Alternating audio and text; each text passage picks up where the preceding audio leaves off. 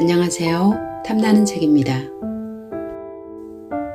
오늘 소개해드릴 책은 의사의 반란, 지은이 신우섭, 출판사는 에디터입니다. 그런데요, 이 책의 부제가 굉장히 당혹스럽습니다. 건강하려면 병원과 약을 버려라. 현직 의사가 어떻게 이런 말을 할 수 있는 걸까요? 저자는 약 없는 임상의학회 회장이자 채식하는 의료인들의 모임인 베지닥터 회원으로 활동 중이며 의정부에 있는 오뚜기 의원 원장을 역임하고 있는데요. 실질적으로도 병원에 온 환자들이 약보다는 올바른 식사를 통해 스스로 병을 치유할 수 있도록 도와주고 있다고 합니다.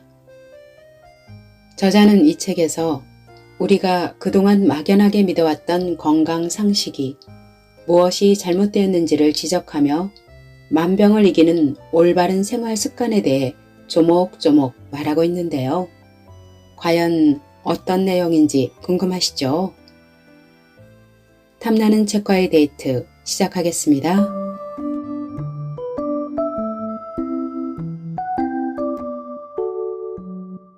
병원과 약을 버려야 내 몸이 산다.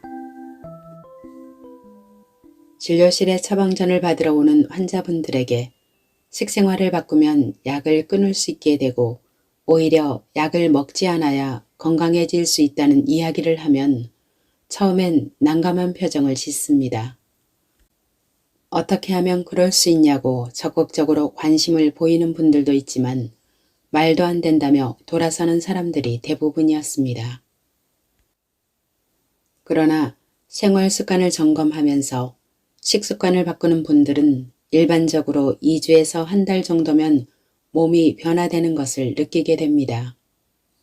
특히 고혈압, 당뇨병, 고지혈증 같은 대사질환은 빠른 반응을 보이는데 혈액이 맑아지기 시작하면서 변화되는 것을 쉽게 볼 수 있습니다. 어떤 약물보다 강력하게 우리 몸에 변화를 주는 것은 우리가 먹는 음식입니다. 그런 의미에서 불치병은 없습니다. 다만 불치의 습관이 있을 뿐입니다. 이 습관을 고치지 못하면 우리는 질병의 고통에서 벗어날 수 없습니다. 정말 질병의 원인을 모를까?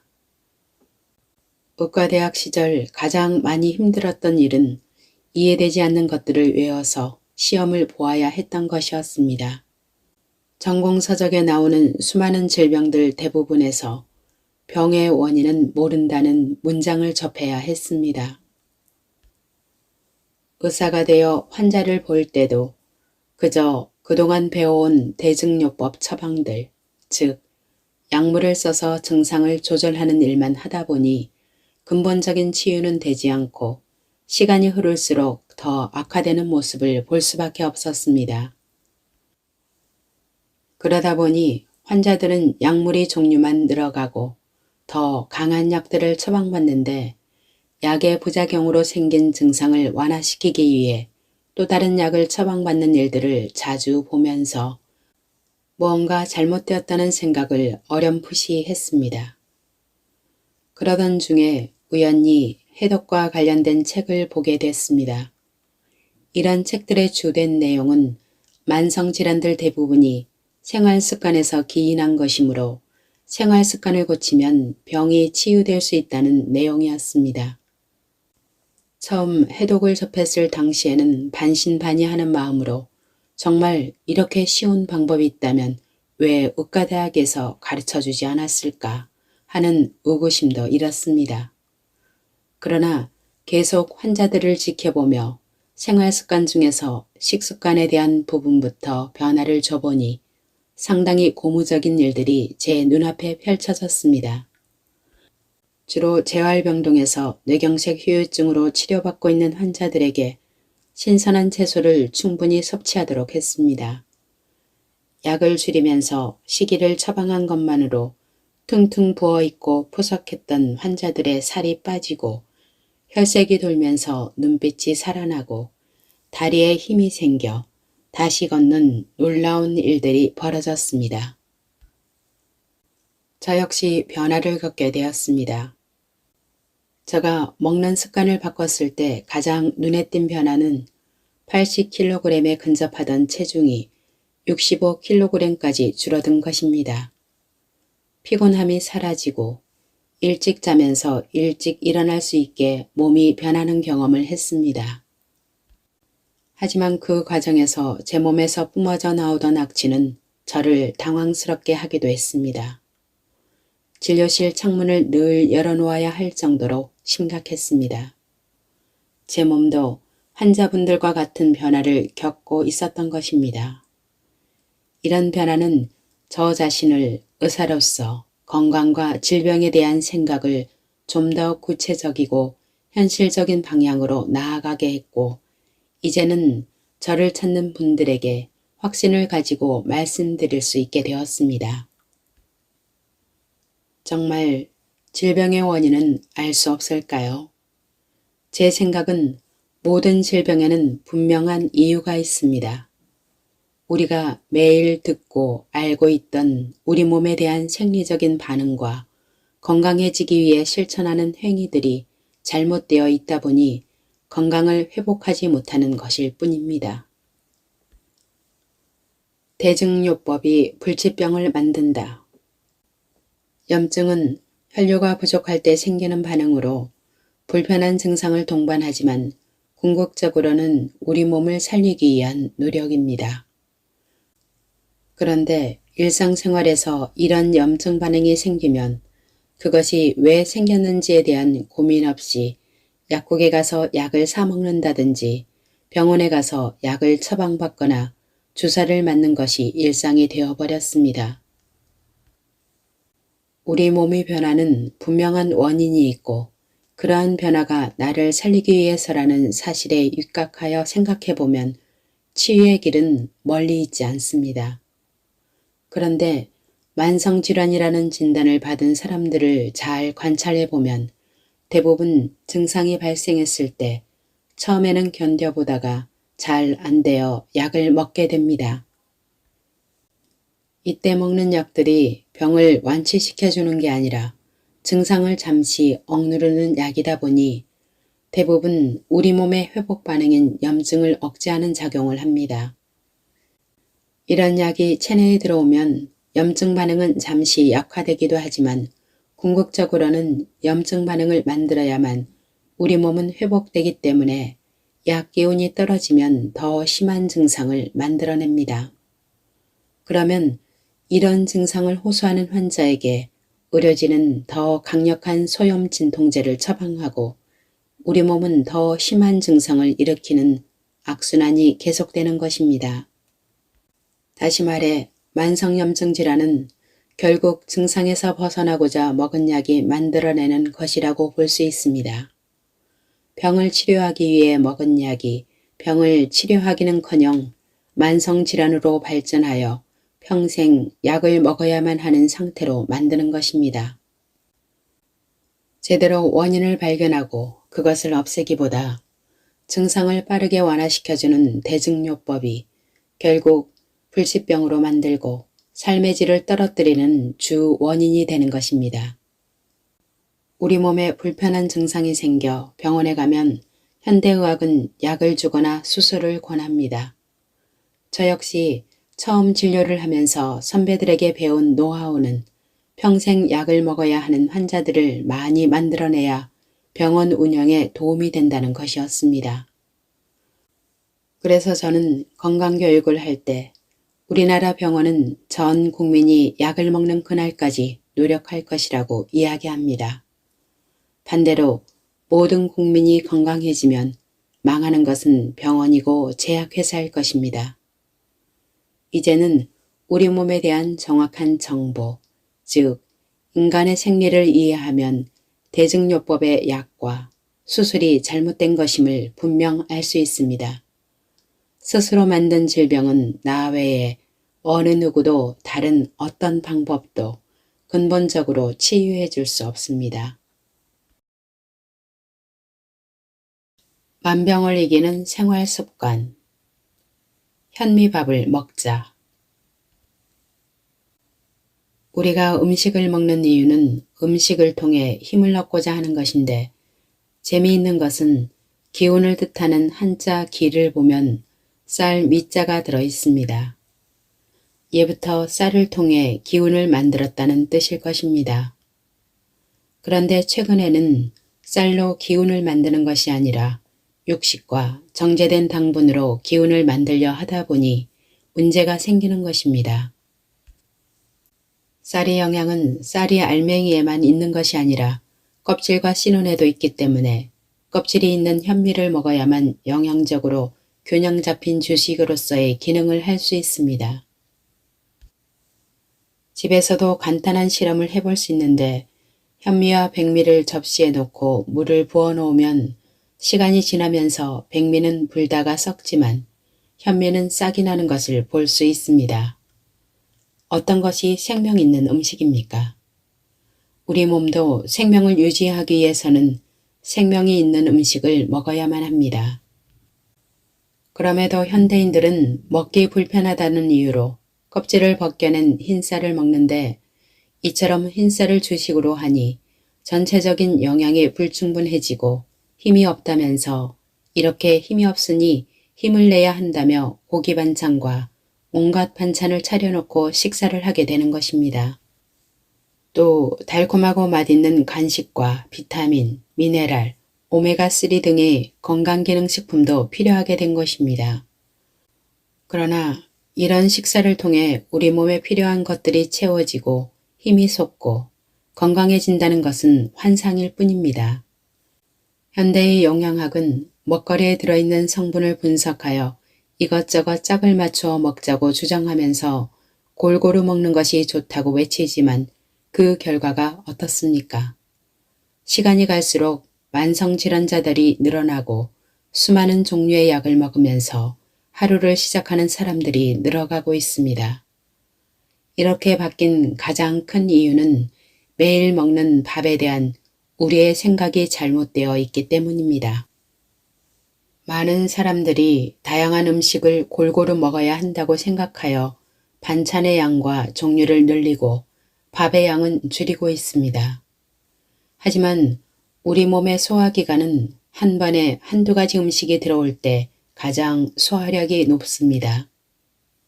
소화력이 높아지면 힘이 생기고 마음도 편안해집니다. 이를 위해서는 소박한 식단으로 우리 몸의 가장 균형을 이루는 완전한 먹거리를 제공해야 하는데 이것이 바로 현미밥 위주의 식단입니다.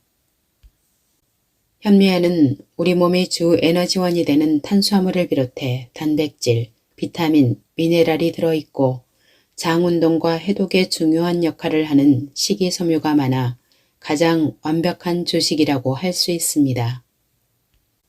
현미는 그 자체만 완전히 소화할 수 있으면 우리 몸은 다른 음식이 필요 없을 정도로 완벽한 주식입니다. 그러므로 현미의 영양을 최대한 높일 수 있도록 꼭꼭 씹어 천천히 식사하는 것이 중요합니다. 현미와 함께 현미의 소화를 도와주고 현미밥을 맛있게 먹을 수 있는 반찬을 2-3가지 만들어 같이 드시기를 권합니다. 모든 만성질환의 치유에 있어서 첫 출발은 영양적으로 완벽하고 우리 몸의 필수적인 현미를 주식으로 삼아야 한다는 데서부터 시작됩니다. 천천히 먹자. 저는 진료실에 찾아오는 분들에게 빨리 밥 먹다가는 빨리 하늘 날아간다고 이야기합니다. 그런 다음 아무리 사는 게 힘들어도 밥 먹을 때는 감사한 마음으로 천천히 꼭꼭 씹어가며 즐겁게 드시면 어떤 질병도 이길 수 있는 힘이 생긴다고 말씀드리곤 합니다. 그런데 이런 현상들을 잘 들여다보면 이것은 개인의 문제만이 아닙니다. 우리 사회 전체에 천천히 식사를 즐기고 음미하는 문화가 없음을 알게 됩니다. 우리나라 사람들에게 많은 위장병과 위암도 이런 문화와 관계가 된다고 생각합니다. 밥을 빨리 먹으면 제대로 씹지 못했을 것이고 이런 상태로 위장에 도달한 음식물들은 위에서 소화시키기 어려우므로 위장이 고생하는 것입니다. 위장에는 이빨이 없습니다. 한국인에게 위암 발병률이 높은 것은 짜고 매운 음식을 좋아하기 때문이라고 이야기하는데 그보다 더 큰 위험은 빨리 먹는 데 있습니다. 빨리 먹던 습관이 있는 사람들은 현미밥으로 음식을 바꾸고도 좀처럼 천천히 먹지 못합니다. 현미밥 한 수저를 50에서 60번 정도 씹어야 삼킬 수 있는 상태가 되는데 습관이 안 되어 있는 사람들은 몇 번 씹고 나면 입안에 남아있는 것이 없다고 말합니다. 이런 습관을 바꾸려면 현미밥을 입안에 넣고 나서 수저를 내려놓는 것이 필요합니다. 밥과 반찬을 같이 넣고 씹으면 밥맛도 느낄 수 없을 뿐더러 반찬과 함께 넘겨버리게 됩니다. 먼저 밥을 꼭꼭 씹어 삼키고 나서 반찬을 먹는 연습을 하면 좀 더 천천히 먹을 수 있습니다. 우리 사회가 올바른 식사의 중요성을 깨닫고 좀 더 많은 사람들이 현미밥과 채식 위주로 식사를 하게 되면 식사 시간은 자연히 길어질 것입니다. 그렇게 될 때 우리 몸에서는 자율신경의 균형이 이루어지면서 스트레스 강한 사회 구성원들이 많아질 것이고 이 사회가 좀 더 건강해지지 않을까 생각합니다. 좋은 소금을 충분히 먹자. 원래 소금은 바닷물을 증발시켜 만드는 것이 가장 좋다고 생각해 왔습니다. 이런 소금을 천일염이라고 하는데 천일염은 생산 과정과 형태가 비위생적이라고 생각하는 사람이 많고 생산량에도 한계가 있었습니다. 그래서 기계로 만들어 싸고 깨끗한 소금이라는 이미지로 기계염, 즉 정제염이 보급되었습니다. 심지어 법적으로도 식품가공과 식당에서 사용하는 소금은 정제염만을 인정했던 것입니다. 그러다 보니 정제염 섭취가 늘어나면서 건강에 문제가 생겨 의학적으로 소금 섭취가 위험하다는 결론을 내리게 된 것입니다. 우리나라는 양질의 염전을 갖고 있어 좋은 소금을 섭취해왔음에도 아쉽게도 현대에 오면서 소금을 적대시하게 된 것이죠. 소금을 멀리하면서 생긴 가장 심각한 문제는 우리 몸의 취약인 설탕을 가까이 하게 된 것입니다. 소금을 적게 먹어야 한다는 신념으로 사람들은 자꾸 힘이 빠지고 무기력해지는 문제를 질 낮은 탄수화물을 섭취하는 것으로 해결하고 있습니다. 그 결과 고혈압, 당뇨병 환자가 급격히 늘어가고 있으며 합병증으로 뇌졸중, 심근경색, 말초 혈관 질환 환자들은 셀 수 없을 정도가 되어가고 있습니다. 더 큰 문제는 지금의 젊은이들이 어릴 때부터 단맛에 익숙해지면서 저혈당증을 갖고 있다는 것입니다. 좋은 소금으로 간을 해서 밥을 짓고 반찬을 만들어 먹기 시작하면 단 것은 자연스레 멀어집니다. 병원을 찾은 어머니들에게 이런 이야기를 해주고 집에 가서 아이들에게 한번 실험해 보라고 권합니다. 아이들이 자유롭게 먹을 수 있도록 천일염이나 죽염을 식탁에 놓아두면 아이들은 어른들보다 훨씬 맛있게 소금을 먹는데 그러고 나면 과자나 초콜릿, 사탕을 손에 쥐어줘도 잘 안 먹게 되는 것을 볼 수 있습니다. 그러나 입맛이 이미 굳어진 어른들은 소금을 먹어보라고 주면 대부분 맛있다고 표현하기보다는 와, 짜다 하면서 뱉어내기 일쑤입니다. 소금을 멀리해온 결과가 좋은 음식의 맛을 느끼지 못하게 하고 가공된 음식이나 달고 새콤한 맛들에 길들여진 것입니다. 그 때문에 질병이 생기는 것입니다. 이제부터 집안의 소금을 바꾸고 자연 소금으로 충분히 간을 해서 음식을 만들어 먹어보십시오. 현미밥이 이렇게 맛있는 줄 처음 알게 될 것입니다. 물을 일부러 먹지 말자. 언제부턴가 하루 8잔의 물을 마시는 것이 좋다고 하여 많은 사람들이 따라하고 있습니다. 우리 몸에서 하루에 배설되거나 증발되는 수분의 양이 약 2리터이므로 이 정도의 물을 공급해 주어야 한다면서 말입니다. 그런데 이렇게 수시로 물을 먹다 보면 여러 증상이 생깁니다. 첫째는 소화 기능의 약화입니다. 식사 전후에 물을 많이 마시면 소화액의 희석 현상으로 소화가 어려워집니다.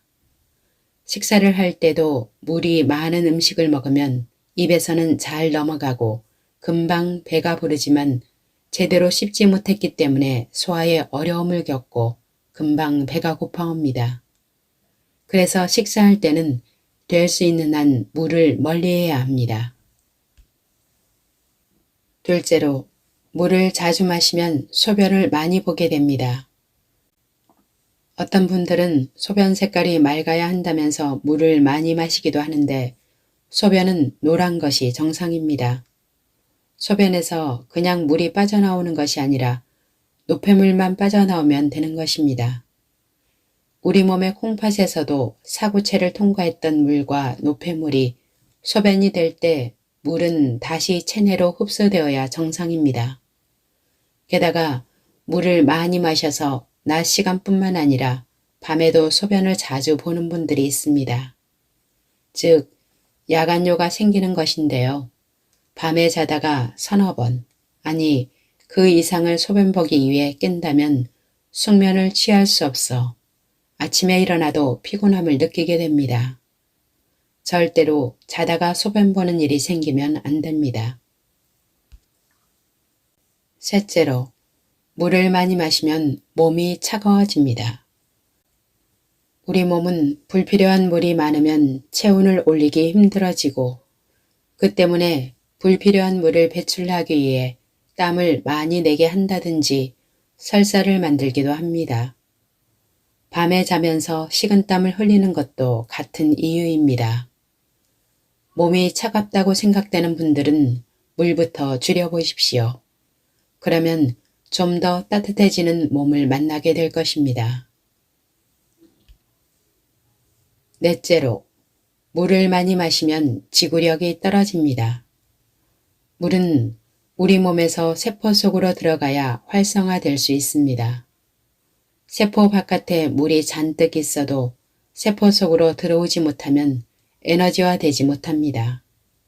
즉, 세포 속에는 물이 없기 때문에 목마름을 느끼고 물을 많이 마시지만 실제로는 갈증이 해소되지 않는 것입니다.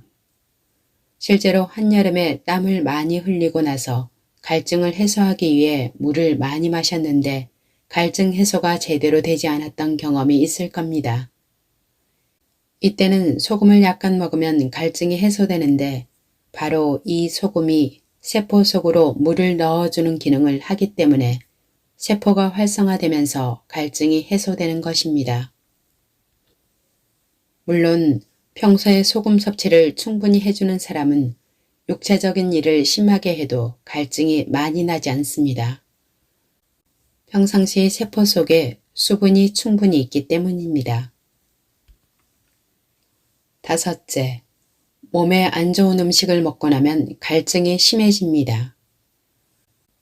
당뇨병 환자를 예로 들면 당뇨의 특징인 다갈, 다음, 다뇨가 생기는데 당뇨병 환자들은 어떤 음식을 좋아할까요? 주로 부드럽고 달콤한 음식을 좋아하는 경향이 있는데 이런 음식을 먹고 나면 갈증이 생겨 물을 많이 마시게 되고 그래서 소변을 자주 보게 되는 것입니다. 즉, 요즘 우리가 먹는 음식이 너무 달아지다 보니 당뇨병 환자들이 기하급수적으로 늘어가고 있을 뿐 아니라 물을 많이 마시는 사람도 늘고 있는 것입니다.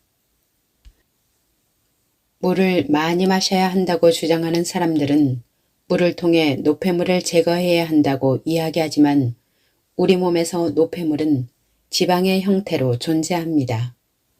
기름이 물에 녹지 않은 것처럼 물을 아무리 많이 먹는다 해도 우리 몸의 노폐물은 쉽게 제거되지 않습니다. 또한 몸에 생긴 노폐물을 제거하려고 노력하는 것이 아니라 노폐물이 적게 생기는 식사를 하는 것이 더 중요하다고 생각합니다. 그래서 올바른 식사를 통해 세포가 건강해지면 갈증도 없어져 물을 마시지 않고도 건강하게 살 수 있습니다.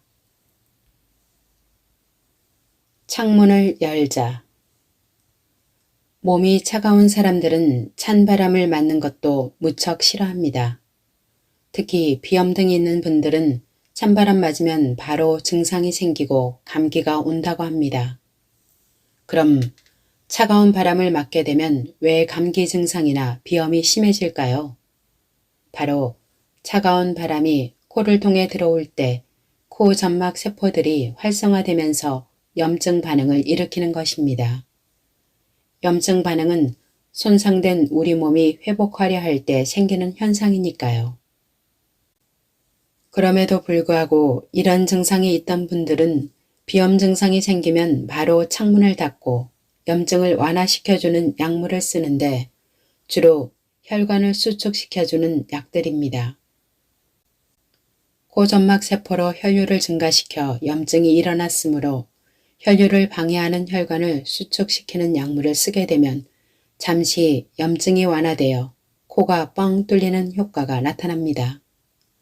이런 과정을 자주 반복하다 보면 만성 비염이 되고 항상 코가 답답한 사람이 되는 것입니다.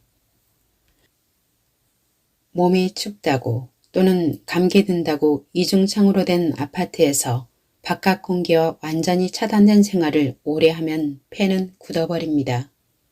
폐가 굳으면 산소 공급에 문제가 생기고 산소가 제대로 공급되지 않으면 우리 몸의 세포가 일을 하지 못합니다. 그래서 체온도 올리지 못하고 혈액순환에 문제를 일으키면서 질병이 생길 수 있습니다. 산소 부족이 암의 원인이 된다는 주장은 벌써 오래전부터 있어 왔습니다. 따라서 이제부터라도 창문을 열어야 합니다. 특히 잠을 잘 때 창문이 조금이라도 열려 있어야 하는데 잠을 자는 동안 충분한 산소 공급이 이루어져야 하기 때문입니다. 몸은 보온이 되도록 이불을 덮지만 코끝에는 차가운 바람이 들어오도록 열어두어야 하는 것입니다.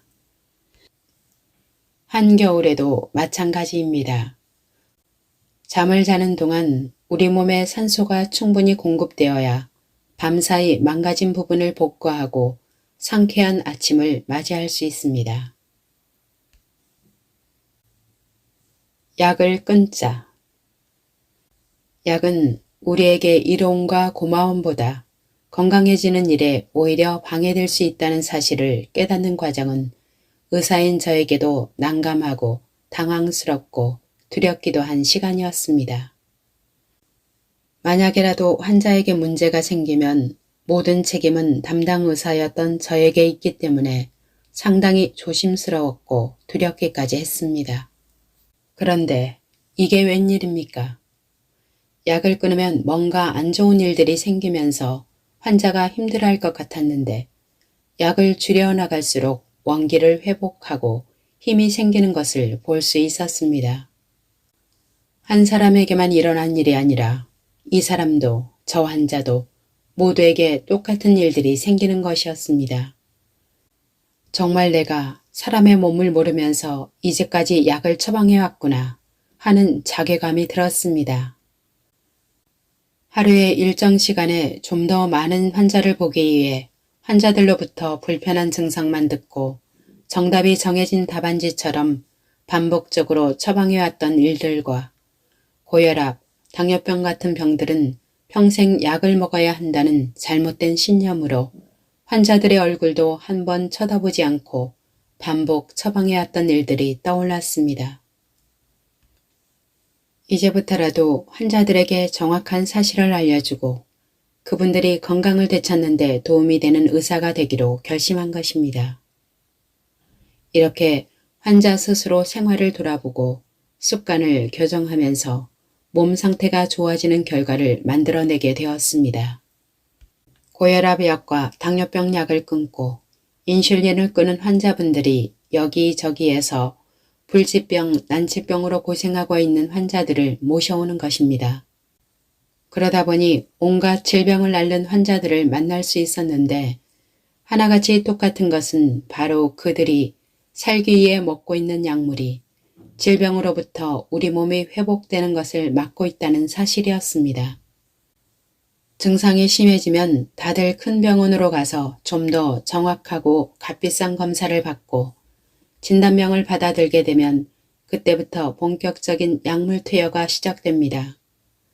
진짜 질병의 원인이 무엇인지도 모른 채 말입니다. 우리가 살기 위해 꼭 필요한 약이 있을까요? 저는 단 한 가지도 없다고 자신있게 말씀드립니다. 우리 몸은 스스로 증상을 일으키고 스스로 치유하는 능력이 있다는 것을 믿고 따르는 것이 선행될 때 단 한 날의 약이라도 체내에 들어오는 것을 거부하게 될 것이고 그래야 건강해집니다. 꼭 먹어야 살 수 있는 약은 없습니다. 체력이 다하여 맞게 되는 죽음을 미룰 수 있는 약이 없기 때문입니다. 따라서 불편한 증상에 대해 약을 선택하기보다 체력을 늘리려고 노력하는 것이 훨씬 바람직한 선택일 것입니다. 질병에는 분명한 원인이 있습니다. 그리고 그 원인을 제공한 것은 자기 자신입니다. 내가 만든 질병을 누가 고쳐야 하겠습니까? 나 외에는 그 누구도 어떤 물질도 질병을 치유할 수 없습니다. 분명한 것은 불치병은 없다는 사실입니다. 불치의 습관이 있을 뿐입니다. 오늘의 낭독 여기까지입니다.